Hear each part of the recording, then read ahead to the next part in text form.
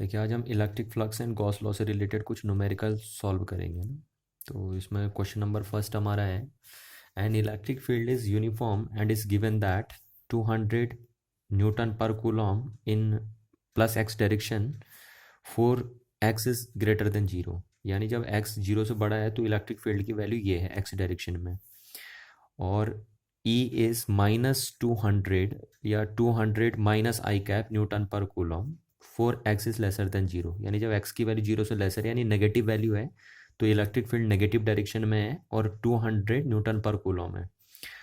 और जब एक्स की वैल्यू जीरो से बड़ी है तो इलेक्ट्रिक फील्ड की वैल्यू 200 न्यूटन पर कूलॉम है पॉजिटिव एक्स डायरेक्शन में। तो कह रहा right circular cylinder of length 20 centimetre. आपको एक सिलेंडर दिया है जिसकी लेंथ 20 सेंटीमीटर है and radius 5 centimetre, has it centre at origin. ठीक है, और सिलेंडर का सेंटर क्या बना रखा है, ओरिजिन बना रखा है, and its axis along x axis. और ठीक है, आपकी सिलेंडर कहाँ रखी है, एक्स एक्सिस में रखी है। तो मैं यहाँ पे बना देता हूँ एक सिलेंडर। ये इस तरीके से हमारा सिलेंडर बना हुआ है। ये एक सिलेंडर हमारे पास है और इस सिलेंडर में हमें गिवन है कि ये सिलेंडर एक्स एक्सेस के अलोंग रखी गई है। ये इधर को एक्स एक्सेस के अलोंग ये सिलेंडर रखा गया है।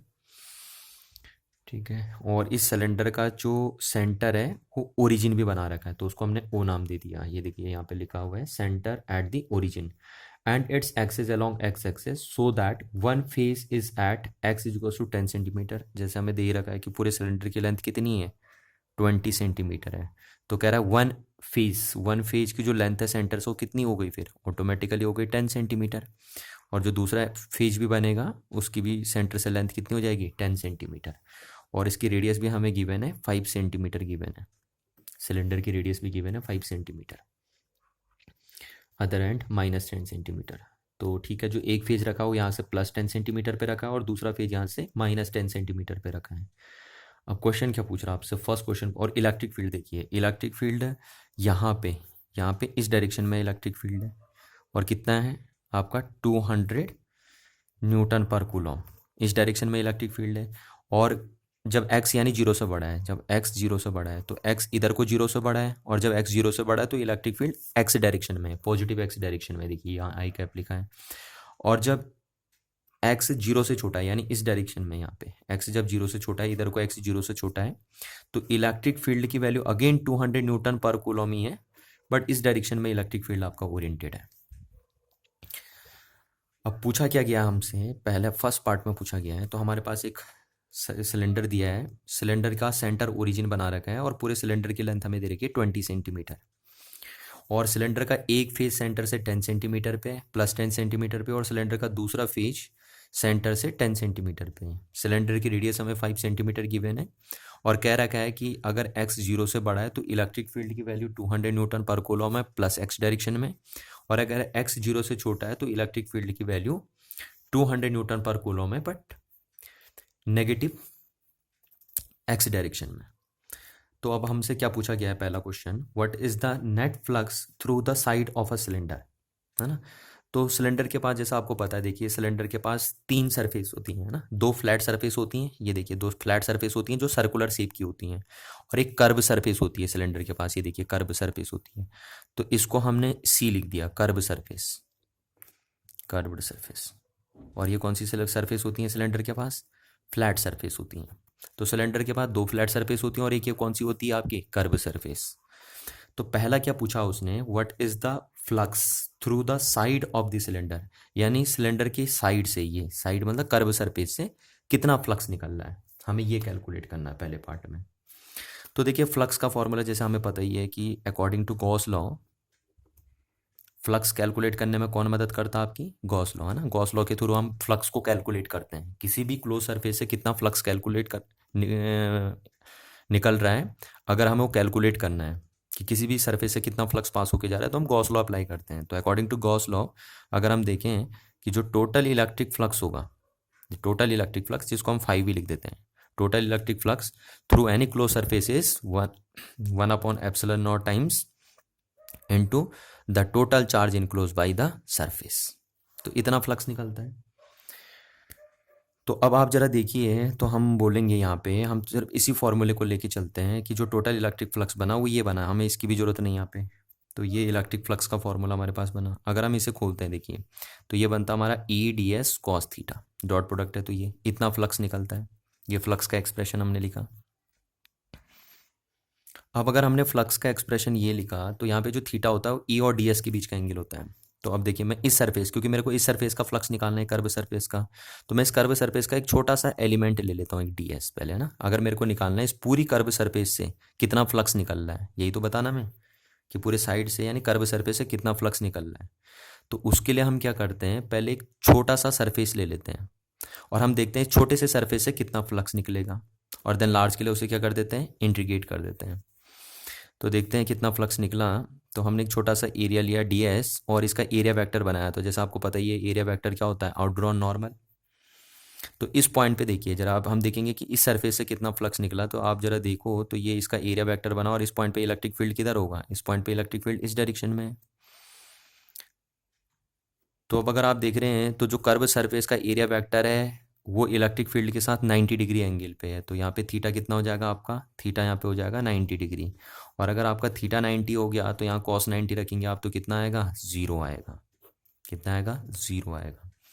तो यानी इस कर्व सरफेस से, या जिसको हम साइड ऑफ द सिलेंडर भी बोल रहे हैं, उससे टोटल कितना फ्लक्स निकलेगा, ज़ीरो फ्लक्स निकलेगा।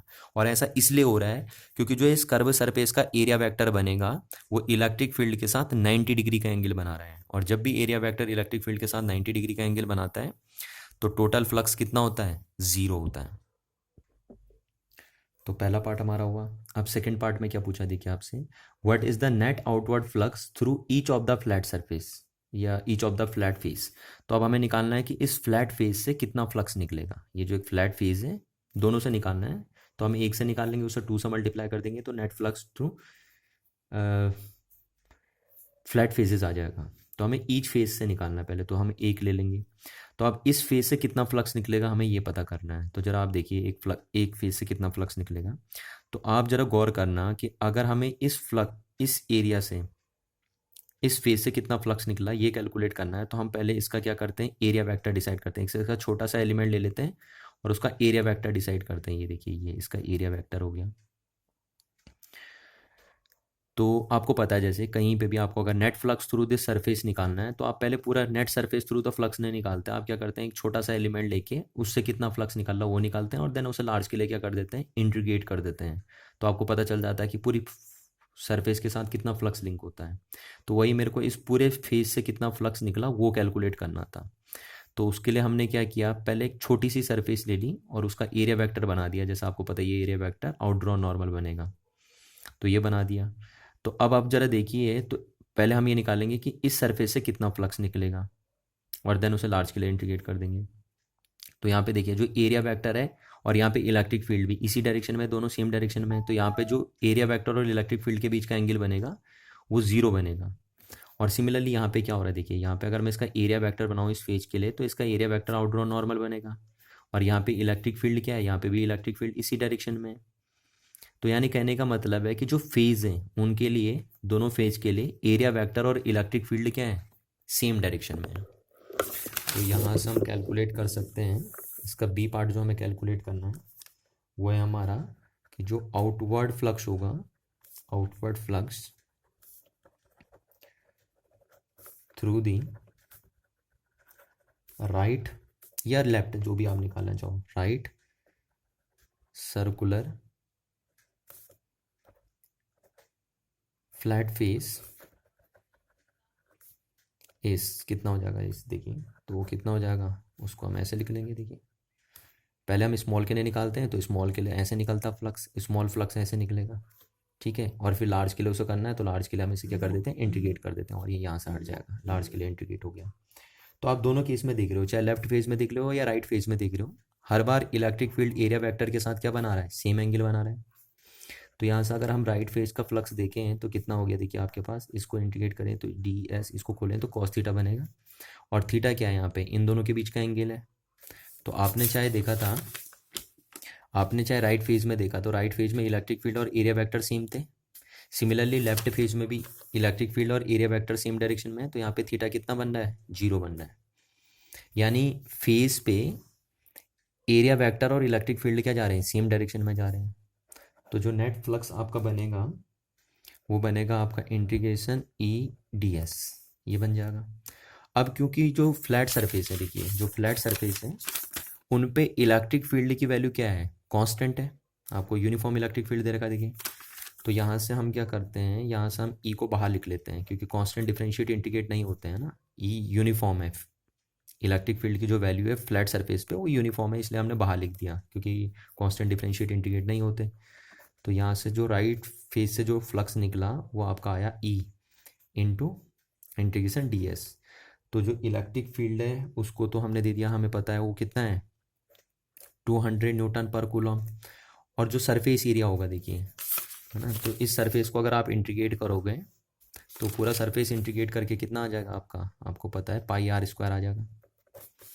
तो यहाँ से हम वैल्यू पुट करते हैं, अब 200 इंटू पाई की वैल्यू 3.14 पुट कर दी हमने, और इंटू आर की वैल्यू हमें दी थी 5 सेंटीमीटर, तो 5 को मैंने मीटर में कन्वर्ट करके लिख दिया और उसका स्क्वायर कर दिया। तो ये आपका आ गया 200 इंटू 3.14 इंटू 25 इंटू 10⁻⁻⁴। अब अगर आप इसे सॉल्व करेंगे तो ये इससे मल्टीप्लाई करके आपका कितना बन जाएगा, 5000 इंटू 3.14 मल्टीप्लाई 10⁻⁻⁴।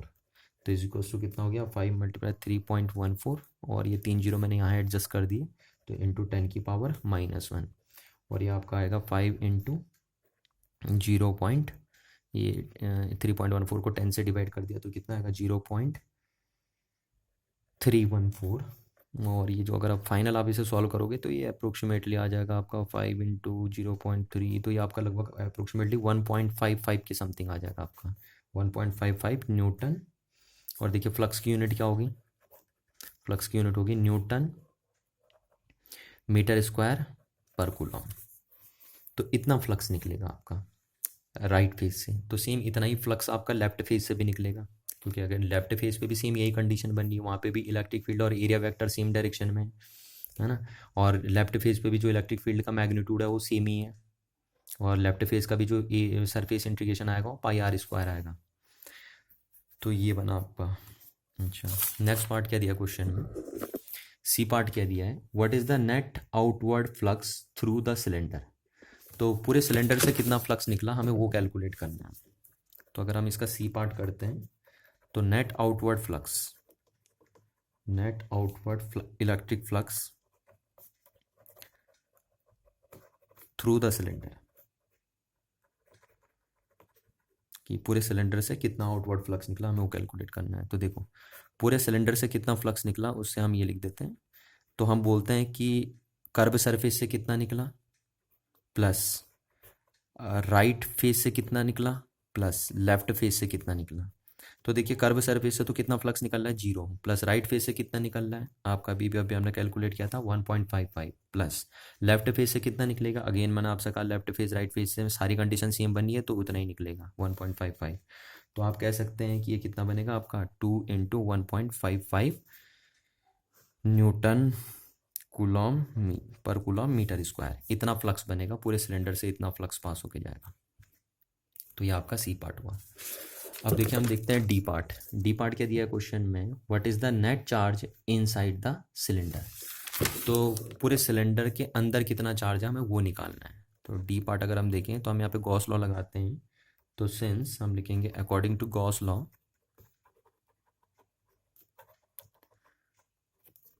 क्योंकि हमें पूरा फ्लक्स पता है कि पूरा कितना फ्लक्स निकल रहा है सिलेंडर से, तो हमें ये पता करना है कि पूरे सिलेंडर ने कितना चार्ज इनक्लोज किया है, what is the net charge inside the cylinder. तो हमें पता है कि पूरी सिलेंडर से कितना फ्लक्स निकल रहा है हमें वो पता है। तो हम गॉस लॉ लगा के पूरा सिलेंडर कितना चार्ज इनक्लोज कर रहा है वो निकाल सकते हैं। तो according to Gauss law the total electric flux through any close surface is equivalent to 1/ε0 times of the total charge enclose by that surface. तो हम बोलते हैं यहाँ से जो टोटल चार्ज आएगा वो कितना आएगा, ε0 इंटू 5 आएगा। तो ε0 की वैल्यू आपको पता है 8.85 मल्टीप्लाई 10⁻⁻12 होती है, और फ्लक्स की वैल्यू जो आपकी होती है, ये जो टोटल फ्लक्स निकला था सिलेंडर से वो कितना निकला था 2 इंटू 1.55। तो ये आपका कूलॉम में आ जाएगा, दिस इज आंसर कूलॉम। तो इतना चार्ज इनक्लोज करेगा सिलेंडर टोटल। देखिए अगेन हम क्वेश्चन नंबर सेकंड करते हैं, ये भी एनसीईआरटी से लिया गया क्वेश्चन है। Early model for an atom consider it to have a positively charge point nucleus of a charge Z E. Z आपको पता है एटॉमिक नंबर होता है, और न्यूक्लियस पे कितना चार्ज होता है, जेड ई होता है ना। जितने एटॉमिक नंबर होता है उतने ही प्रोटॉन होते हैं न्यूक्लियस के अंदर। तो ये आपको एर्ली मॉडल से पता कर रहा है। Surrounded by a uniformly density of negative charge up to a radius R. और ये जो पॉजिटिव चार्ज है न्यूक्लियस में, वो सराउंडेड है किससे, uniformly density of negative charge, जो इलेक्ट्रॉन होते हैं आपके, उनसे घिरा हुआ होता है न्यूक्लियस है। और पूरे एटम की रेडियस आपको कितनी दे रखी है, आर दे रखी है। यानी इलेक्ट्रॉन कहाँ तक फैले हुए हैं, आर रेडियस तक फैले हुए हैं। The atom as a whole is neutral. और पूरा एटम होली न्यूट्रल होता है, जैसा आपको पता भी होता है कि एटम होली न्यूट्रल होता है, क्योंकि एटम के अंदर जितना पॉजिटिव चार्ज होता है उतना ही नेगेटिव चार्ज भी होता है। For this model what is the electric field at a distance R from the nucleus. तो इस मॉडल में, यानी जो एटम का मॉडल होता है, उस मॉडल में जो इलेक्ट्रिक फील्ड निकलेगा at a distance R from the nucleus, वो कितना होगा। तो देखिए आइए सॉल्व करते हैं इसे। हमें ये नहीं पूछा है कि वो जो आर डिस्टेंस वो कहाँ है ना, वो एटम के अंदर है या बाहर है। तो हम दोनों केस में कैलकुलेट कर लेते हैं। एक बार जो आर डिस्टेंस लेते हैं वो एटम से बाहर लेते हैं, और एक बार आर डिस्टेंस एटम के अंदर लेते हैं। तो देखिए ये है एटम का मॉडल, कुछ इस तरीके से है। आपको पता है कि ये एटम स्फेरिकल शेप का हम ले लेते हैं अकॉर्डिंग टू बोर्स मॉडल। और सारा पॉजिटिव चार्ज इसका न्यूक्लियस में बंद होता है। और आपको पता है यहाँ पे जेड क्या है, जो एटॉमिक नंबर है। और जितना एटॉमिक नंबर होता है उतने ही प्रोटॉन होते हैं एक एटम के अंदर। तो ये हमने लिख दिया जेड ई। ये और पूरा पॉजिटिव चार्ज जो होता है न्यूक्लियस में भरा हुआ होता है, आपको पता है, जिनको हम प्रोटॉन बोलते हैं ये। और क्वेश्चन में कह रहा है कि ये जो एटम की रेडियस है वो आर है। और जैसा कि आपको पता ही है कि ये क्या होते हैं, ये पॉजिटिव चार्ज न्यूक्लियस जो होता है वो सराउंडेड रहता है इलेक्ट्रॉनों से। और जो इलेक्ट्रॉन क्या होते हैं, नेगेटिवली चार्ज होते हैं। तो यहाँ पे जो टोटल इलेक्ट्रॉनों पे चार्ज है, total charge on an electron है, वो है माइनस जेड ई। तभी तो एटम होली न्यूट्रल है, क्योंकि पूरे इलेक्ट्रॉनों पे ये चार्ज है, इलेक्ट्रॉन्स चार्ज है ना। और प्रोटॉनों पे ये चार्ज है, ये प्रोटॉन्स का चार्ज है, प्रोटॉन चार्ज। तो नेट चार्ज कितना है इस एटम पे, जीरो है। कह भी रहा हो कि न्यूट्रल है पूरा एटम। अब वो कह रहा है आपसे कि इस ये जो आपका एटम बना जिसकी रेडियस आर है, जिसका सारा पॉजिटिव चार्ज उसके सेंटर पे रखा हुआ है, और नेगेटिव चार्ज उसके अराउंड में क्या है, यूनिफॉर्मली डिस्ट्रीब्यूट है। तो कह रहा है what is the electric field at a distance R from the nucleus. अब इस न्यूक्लियस से आर डिस्टेंस पर हमें इलेक्ट्रिक फील्ड निकालना है। पर हमें ये नहीं बताया कि आर डिस्टेंस एटम से बाहर लेनी है या एटम के अंदर लेनी है। तो हम दोनों केस कर लेते हैं, एक बार बाहर ले लेते हैं आर रेडियस, और एक बार अंदर ले लेते हैं। तो पहला केस हम बाहर ले लेते हैं।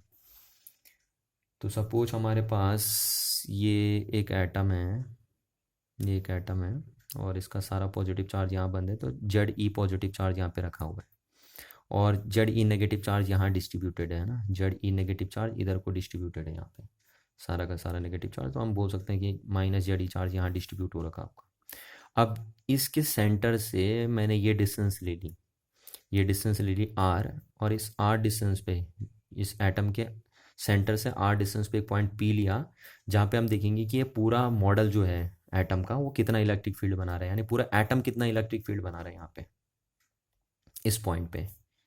किस पॉइंट पे, पी पॉइंट पे, जो सेंटर से आर डिस्टेंस पे। और ये पॉइंट एटम के आउटसाइड लाई कर रहा है, क्योंकि हमें बोला नहीं गया था वो पॉइंट कहाँ लेना। तो एक बार हम बाहर ले लेते हैं, एक बार अंदर ले लेंगे। तो अब देखिए अगर हमें पता करना है कि ये टोटल चार्ज इस पॉइंट पे कितना इलेक्ट्रिक फील्ड बना रहा है, तो हम गॉस लॉ अप्लाई कर सकते हैं। क्योंकि आपको पता है गॉस लॉ आपका electric field due to a point charge या due to distribution of charge easily calculate कर लेता है। तो यहाँ हम गॉस थ्योरम अप्लाई कर लेते हैं। तो हम यहाँ पे क्या बना देंगे, एक हाइपोथेटिकल गॉसियन सरफेस बना देंगे। देखिए हाइपोथेटिकल गॉसियन सरफेस बना देंगे, और अकॉर्डिंग टू गॉस लॉ कहेंगे कि according to Gauss law the total electric flux, the total electric flux through this Gaussian surface या through this closed surface is equal to 1 upon epsilon naught times of the total charge enclosed by that surface। यही तो होता है हमारा Gauss law, कि जो total electric flux होता है किसी भी क्लोज सरफेस से, वो किसके इक्विवेलेंट होता है, 1 upon epsilon not times of the total charge enclose by the closed surface या गॉसियन सरफेस। अब आपको पता है देखिए कि यहाँ से इलेक्ट्रिक फील्ड जो बनेगा वो इस पॉइंट, इस सरफेस के हर एक पॉइंट पे सेम बनेगा, है ना। इलेक्ट्रिक फील्ड जो बनेगा वो हर एक पॉइंट पे क्या बनेगा, सेम बनेगा। तो हमें वो भी करने की ज़रूरत नहीं, कह रहे यहाँ पे हम सीधे लिखते हैं ई डॉट डी एस। अब बताइए, देखिए ये जो टोटल चार्ज होता है ये होता है total charge enclose by the Gaussian surface. तो इस गॉसियन सरफेस ने टोटल कितना चार्ज इनक्लोज किया है, देखिए जेड ई पॉजिटिव चार्ज इनक्लोज किया है और जेड ई ही नेगेटिव चार्ज इनक्लोज किया हुआ है। तो टोटल चार्ज आपका कितना हो गया, टोटल चार्ज आपका हो गया ज़ीरो। तो इसलिए हम बोलेंगे कि ई वी कितना होगा, ज़ीरो होगा। यानी ये पूरा जो आपका एटम है वो इस पी पॉइंट पे कितना इलेक्ट्रिक फील्ड क्रिएट करेगा, ज़ीरो इलेक्ट्रिक फील्ड क्रिएट करेगा। ये पूरा एटम इस पी पॉइंट पे जीरो इलेक्ट्रिक फील्ड क्रिएट करेगा। क्यों जीरो इलेक्ट्रिक फील्ड इसने क्रिएट किया, क्योंकि इस गॉसियन सरफेस ने टोटल कितना चार्ज इनक्लोज किया है, ज़ीरो चार्ज इनक्लोज किया है। तो गॉस लॉस अगर हम लगा के देखते हैं तो टोटल चार्ज क्योंकि इनक्लोज कितना हुआ है, ज़ीरो हुआ है, इसलिए इलेक्ट्रिक फील्ड भी इस पॉइंट पे कितना हो गया है, ज़ीरो हो गया है। तो ये हमारा फर्स्ट पार्ट है। अब सेकंड पार्ट में हमें क्या कैलकुलेट करना है, सेकंड पार्ट में हमें कैलकुलेट करना है कि बी पार्ट में हमें कैलकुलेट कर लेते हैं कि पूरा जो एटम है ये जो पूरा एटम है, इस पूरे एटम के अंदर यहाँ पे कोई पॉइंट ले लेता हूँ मैं, जेड इसका सेंटर हो गया। तो अब इस न्यूक्लियस के सेंटर से या एटम के सेंटर से आर डिस्टेंस पे एक पॉइंट पी में अंदर ले लेता हूँ। पिछली बार पी हमने बाहर लिया था, अब ये पी एटम के अंदर ले लिया मैंने। तो इस एटम के सेंटर से आर डिस्टेंस पे मैंने एक पॉइंट पी ले लिया और ये पी पॉइंट एटम के अंदर है अब इस टाइम। तो यहाँ पे कितना इलेक्ट्रिक फील्ड बनेगा हमें वो निकालना है ना, दूसरे केस में। तो देखिए हम क्या करते हैं, हम यहाँ पे भी गॉस लॉ लगाते हैं और गॉस लॉ के थ्रू हम देखते हैं कि पहले जिस पॉइंट पे हमें इलेक्ट्रिक फील्ड लगाना है, क्योंकि आपको पता है कि गॉस लॉ इलेक्ट्रिक फील्ड आसानी से कैलकुलेट कर देते हैं। गॉस लॉ के बेस पे हम electric field due to a point charge या due to a distribution of charge easily calculate कर लेते हैं। तो मैं इस पी पॉइंट पे सबसे पहले क्या बना देता हूँ, एक गॉसियन सरफेस बना देता हूँ। इस तरीके से हाइपोथेटिकल गॉसियन सरफेस बना दी, क्योंकि जब भी आपको पता है आपको गॉस लॉ लगाना है तो आपको गॉसियन सरफेस बनानी होती है। जिस पॉइंट पे भी आपको इलेक्ट्रिक फील्ड कैलकुलेट करना होता है उस पॉइंट पे आप क्या बनाते हैं, गॉस लॉ अप्लाई करने के लिए सबसे पहले एक हाइपोथेटिकल गॉसियन सरफेस बनाते हैं। अब हम क्या करते हैं कि अगर मेरे को देखना है इस पूरे सरफेस से कितना फ्लक्स निकलेगा, है ना, क्योंकि गॉस लॉ में आपको फ्लक्स निकालने की जरूरत पड़ती है। तो अगर मेरे को देखना है कि इससे पूरा कितना फ्लक्स निकलेगा, तो पहले मैं क्या करता हूँ, पूरे का नहीं निकाल के देखता हूँ कि यहाँ पे एक छोटा सा एलिमेंट ले लेता हूँ, उससे कितना फ्लक्स निकलेगा वो देख लेते हैं पहले। तो देखिए इस छोटे से एलिमेंट का एरिया मैंने मान लिया सपोज डी एस है और इसका एरिया वेक्टर आउटड्रॉन नॉर्मल होता है, आपको जैसे पता ही है कि एरिया वेक्टर किधर होता है, आउटड्रॉन नॉर्मल। तो ये बना दिया हमने इसका एरिया वेक्टर। अब इस पॉइंट पे हम देखेंगे कि टोटल कितना इलेक्ट्रिक फील्ड बनना है। तो हमें पता है देखिए कि जो स्मॉल फ्लक्स पहले इससे पास होगा वो कितना इलेक्ट्रिक फ्लक्स पास होगा, ई डॉट डी एस, इतना इलेक्ट्रिक फ्लक्स पास होगा इससे। इस सरफेस से कितना इलेक्ट्रिक फ्लक्स पास होगा, इतना इलेक्ट्रिक फ्लक्स पास होगा। तो अगर हमें देखना है कि पूरी सरफेस से कितना इलेक्ट्रिक फ्लक्स पास होगा तो हम इसे इंटीग्रेट कर देंगे पूरी सरफेस के लिए।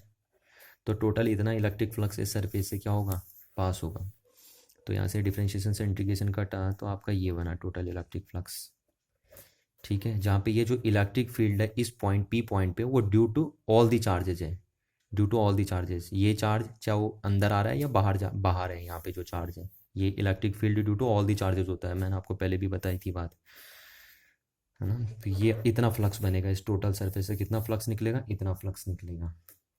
अब देखिए according to Gauss law, Gauss क्या कहते हैं, देखिए according to Gauss law, Gauss कहते हैं कि जो ये टोटल इलेक्ट्रिक फ्लक्स निकलेगा किसी भी क्लोज सरफेस से वो किसके इक्विवेलेंट होगा, 1/ε0 times of the total charge enclose by the Gaussian surface. किस गॉसियन सरफेस ने टोटल कितना चार्ज किया है, इनक्लोज किया हुआ है। तो अब हमें निकालना है इलेक्ट्रिक फील्ड। तो सबसे पहले हम देख लेते हैं, देखिए ई डी एस और इसको खोल देते हैं हम कॉस थीटा, है ना। तो 1/ε0 into total charge enclose by that Gaussian surface हम लिख देते हैं यहाँ पे। तो अभी देखिए यहाँ पे थीटा कितना बना, इलेक्ट्रिक फील्ड भी इधर ही है और एरिया वेक्टर भी इधर ही है और हर बार पूरी सरफेस पे यही होगा। देखो अगर आप हर बार एक एलिमेंट लेंगे तो उस एलिमेंट का एरिया वेक्टर इधर जाएगा और इलेक्ट्रिक फील्ड भी इसी डायरेक्शन में जाएगा। तो क्योंकि इलेक्ट्रिक फील्ड और एरिया वेक्टर सेम डायरेक्शन में है इसलिए आप थीटा कितना बोल देंगे, ज़ीरो बोल देंगे। तो यहाँ से थीटा आपका कितना बना, ज़ीरो बना। तो जो हमारा यहाँ पे बना नेट फ्लक्स वो बना E D S is equals to 1/ε0 into Q, ये बन गया। तो यहाँ से अगर हम क्या करते हैं, देखिए हमें कैलकुलेट करना है कि जो ई आएगा, अब आपको पता है इस क्लोज सरफेस पे जो भी इलेक्ट्रिक फील्ड की वैल्यू होगी वो कांस्टेंट होगी पूरी सरफेस पे, तो इस ई को मैं बाहर लिख सकता हूँ यहाँ से। तो ये डी एस इक्वल्स टू आपका क्या बना, क्यू अपॉन एप्सिलॉन नॉट। तो यहाँ से हमारा ई और इसको हमें ई निकालना था, तो हमने क्या करा, Q upon epsilon not into integration D S कर दिया। अब देखिए कितना चार्ज इनक्लोज किया है, तो इस गॉसियन सरफेस ने कितना चार्ज इनक्लोज किया है, तो देखो इस गॉसियन सरफेस के अंदर कौन कौन सा चार्ज आ रहा है, एक तो न्यूक्लियस का चार्ज आ रहा है, प्लस का जेड ई इतना चार्ज आ रहा है, प्लस और दूसरा कौन सा चार्ज आ रहा है, देखिए यहाँ इलेक्ट्रॉन भी तो हैं आपके पास, यहाँ इलेक्ट्रॉन है, तो उन इलेक्ट्रॉनों पे जितना चार्ज है वो भी यहाँ पे आएगा, क्योंकि गॉसियन सरफेस क्या क्या कर रही है, एक तो इतना पॉजिटिव चार्ज ले रही है अपने अंदर, और दूसरा ये जो इलेक्ट्रॉन आएंगे वो चार्ज भी आएंगे यहाँ पे, क्योंकि ये कौन सा चार्ज होता है, total charge enclose by Gaussian surface होता है। तो इन इलेक्ट्रॉनों पे कितना चार्ज होगा, है ना, तो यहाँ जो इलेक्ट्रॉन होंगे उनके पास कितना चार्ज होगा हमें वो निकालना है। तो देखिए कैसे निकालेंगे हम डेंसिटी की मदद लेंगे यहाँ से ना, डेंसिटी यही काम आती है, क्योंकि उसने बोला भी था कि जो इलेक्ट्रॉन है इनकी डेंसिटी क्या है, यूनिफॉर्म है, ये जो नेगेटिव चार्ज यहाँ डिस्ट्रीब्यूट है उसकी डेंसिटी यूनिफॉर्म है। तो देखिए हम डेंसिटी की मदद लेते हैं कि हमें पता है 4/3 पाई r क्यूब, ये देखिए पूरा इतने वॉल्यूम में कितना चार्ज है, जेड ई नेगेटिव चार्ज है, इतना नेगेटिव चार्ज है पूरे वॉल्यूम में। तो यूनिट वॉल्यूम में कितना चार्ज होगा, कितना नेगेटिव चार्ज होगा, तो यूनिट वॉल्यूम में इतना नेगेटिव चार्ज होगा, और यूनिट वॉल्यूम में जो चार्ज होगा उसी को तो हम क्या बोलेंगे, charge density, volume charge density, volume charge density, है ना, कि यूनिट वॉल्यूम में जो चार्ज होगा उसी को बोलेंगे वॉल्यूम चार्ज डेंसिटी। तो हमें पता है यूनिट वॉल्यूम में इतना चार्ज है, इतना नेगेटिव चार्ज है यूनिट वॉल्यूम में, तो इतने वॉल्यूम में कितना होगा, इस वॉल्यूम से मल्टीप्लाई कर देंगे इसको।